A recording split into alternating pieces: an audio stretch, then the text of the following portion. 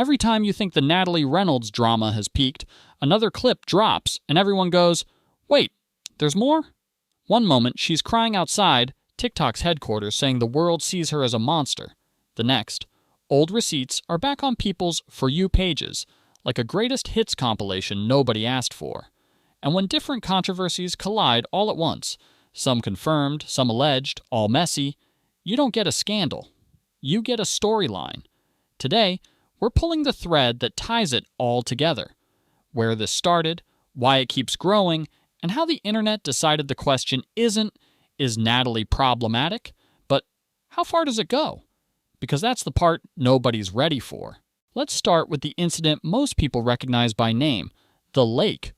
Multiple outlets and reposted videos describe a scene at Austin's Lady Bird Lake where Natalie allegedly offered a homeless woman $20 to jump in, even though the woman said she couldn't swim.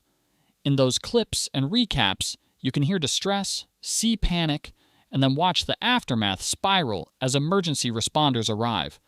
That moment didn't just spark criticism, it cemented a label. People weren't debating whether it was in poor taste.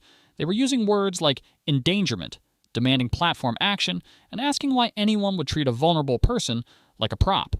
Soon after, reports say TikTok enforcement hit, and that's when the Outside HQ breakdown went viral. Tears, frustration, and a claim that she was being targeted. Whether you believe the ban was directly connected to the lake clip or a longer pattern, the public perception was set.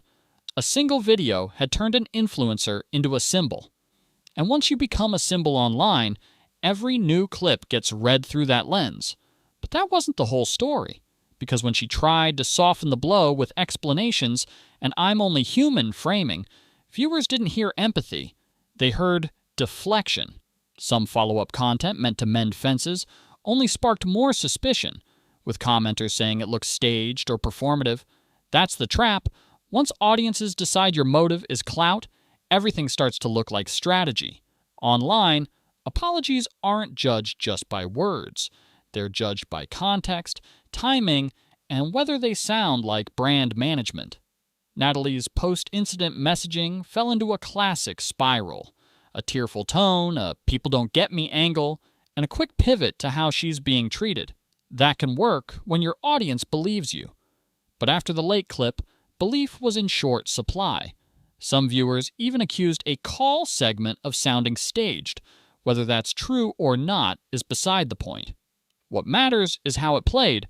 Audiences felt like they were watching a performance about remorse, not remorse itself. When that happens, the apology stops the bleeding for a day. But the next clip starts it all over again. Then came the braids. The moment she popped up with a braided style and pushed the "Vikings did it first" line, TikTok stitched it instantly. Creators posted history explainers. Commenters flooded the feed with reminders that braids have deep global roots, well beyond any one culture, and that Vikings did it first misses the point. The reaction wasn't just about hair. It was about intent. To many, it looked like she leaned into a hot-button topic for engagement, then doubled down when the backlash hit. That's a familiar playbook. Use a cultural flashpoint to farm comments, frame yourself as the truth teller, and let the algorithm do the rest. Only problem? After the late clip, people weren't in the mood for semantics. They wanted accountability, not a lecture on Vikings. The same energy followed the painted pants at the gym content. Think about what that signals to viewers. Public spectacle, shock value, and a setup designed to catch reactions. It's the kind of stunt guaranteed to get stitched by pundits and culture war commentators. And that's exactly what happened. Clips and shorts tore into it as another line crossed for clicks. Again, whether you find it funny or not isn't the point. The narrative that hardened around Natalie is that she pokes the bear on purpose, ads in hand, views on the line, which means even the stuff that might be harmless by itself gets interpreted as bait. In a normal week, that's a spicy trend. In her week, it's Exhibit C. If the internet has a third rail, it's punching down. That's why circulating clips and posts alleging she mocked a homeless man who appeared to have disabilities hit so hard. The optics are brutal. A person with less power becomes content, laughter becomes the hook, and empathy leaves the frame. Whether every repost is fair or every caption is accurate, The way it looks is the problem.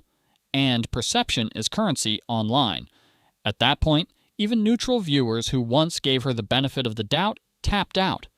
Because once your audience decides you enjoy humiliation as content, the next viral moment will always be read as cruelty dressed up as comedy.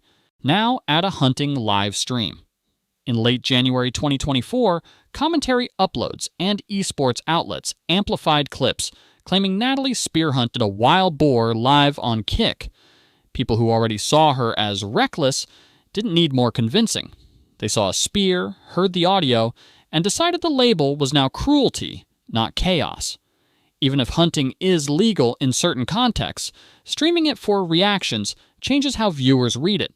When the stream disappeared from her channels and survived mainly through commentary re-uploads, the disappearance itself became a story. Critics called it a cover-up. Supporters called it overblown. But remember, perception rules, delete a controversy, and people assume guilt, leave it up, and they call you shameless. Either way, you can't win once the mob picks a side. Then there's the Bob House mini-saga that bubbled up on TikTok. Trending tags and discovery pages framed an allegation that she trashed a shared house, egg on walls, broken decor, trash left behind, fueling a new wave of disgust. Here's the tricky part. Virality doesn't wait for full context. A montage, a reaction, and a caption can become truth if it hits the right For You pages at the right moment. Whether every detail is accurate becomes secondary to the vibe, and the vibe here was, of course it was her. Because when you stack this on top of the lake, the braids debate, the mocking claims, and the boar stream, the internet no longer evaluates each incident on its own. It sees a pattern, and patterns are powerful. There's a parallel storyline humming in the background. Comparisons to Brooke Monk. Viewers keep posting side-by-side edits. She copied this compilations, and speculation that Natalie watches Brooke's content calendar like a hawk. Brooke herself hasn't poured gasoline on it.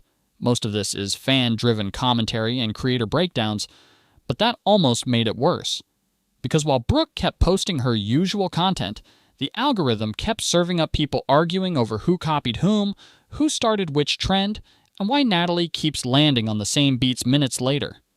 Even if you view it as trend chasing, the timing makes it feel intentional to fans. And in the court of public opinion, perception plus timing = motive. That's why anytime Brooke's content surges, old Natalie clips flare up again. It's not just about one creator. It's about a rivalry the audience keeps writing for them.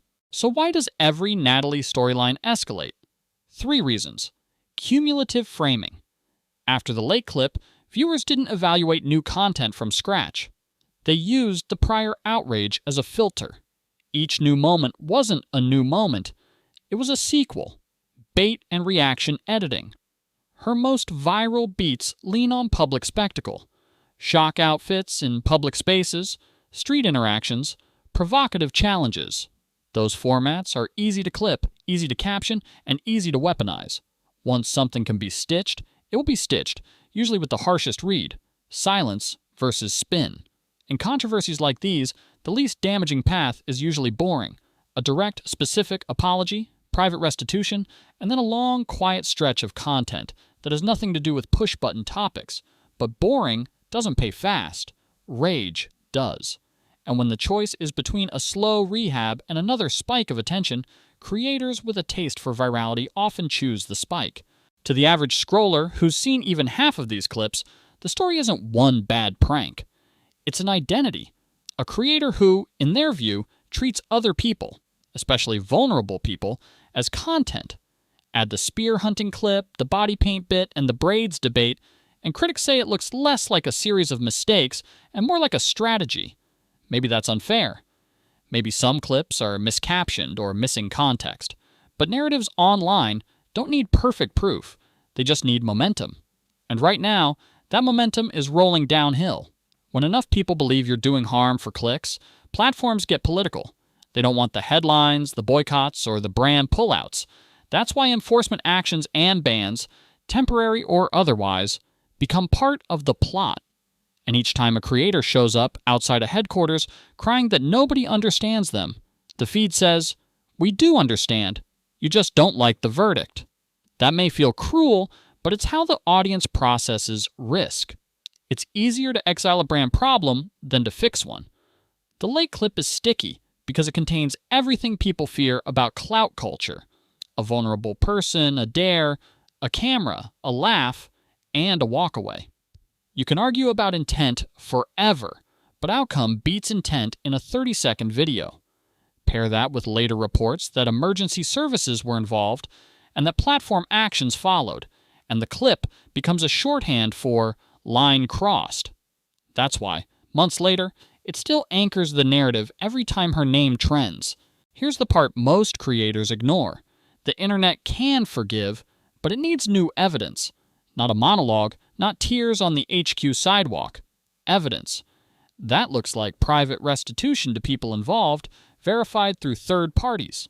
It looks like off-platform actions, donations, service, quiet help, without content attached.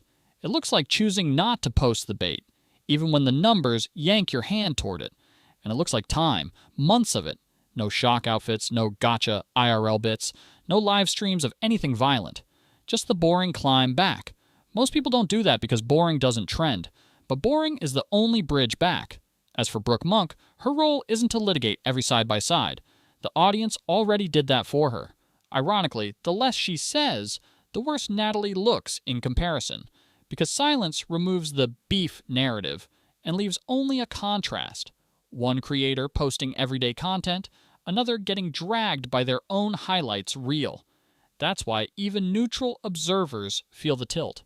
If you're losing the middle, the people who don't even follow the drama channels, you're losing the long game. Fans love a redemption arc, but only when the protagonist stops accelerating into walls. Right now, the audience has Natalie slotted as the person who presses the gas when she sees a guardrail. That's why every new rumor hits like confirmation instead of surprise. And once the fan base starts predicting your next misstep, you're not a creator anymore. You're a forecast. There's a way to make this boring on purpose. Step back, get real help, stop trying to win the internet with a speech, and let time do the work. If the public ever sees receipts that victims were helped, that experts were consulted, that future content isn't built on provocation, the narrative can thaw. But the price is steep. You have to choose reputation over reach, knowing your views will dip. Most creators won't pay that price. They call that the algorithm's fault. It isn't. It's the bill coming due. So where does this leave us? With a creator who says she's misunderstood and a timeline that says the audience understood perfectly. Even if some clips are misframed or some captions go too far, the cumulative picture hasn't been kind. The lake incident set the tone, the braids debate, the body paint bit, the homeless mocking claims, the spear hunting stream, the house trashing discourse, and the Brooke comparisons did the rest. Maybe the next upload flips everything. Maybe we get a real apology supported by action, and the boring climb begins. But right now, it feels like we're one resurfaced clip away from the line-crossed narrative hardening into no way back. And if you've watched this story from the start, you know that isn't about any single video. It's about a pattern the internet thinks it sees, one shock at a time.